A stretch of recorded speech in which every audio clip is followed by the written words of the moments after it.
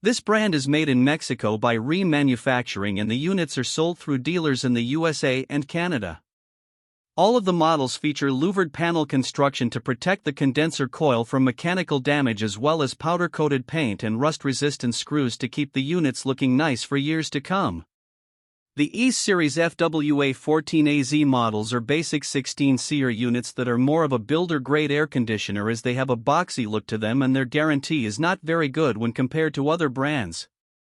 The Endeavor line K Series FRA18AZ units are ultimate air conditioners with a variable speed compressor and a standard compressor blanket for noise control, which results in a much quieter unit with a sound rating that is less than normal conversation. They are backed by a good warranty that includes unit replacement in the event of compressor failure within 10 years of installation. The brand does not offer a model that qualifies for the HvacRepairGuy premium category. This brand receives an overall 3-star budget pick rating from HvacRepairGuy. Please share your experiences with this brand in the comments section of the HvacRepairGuy YouTube channel.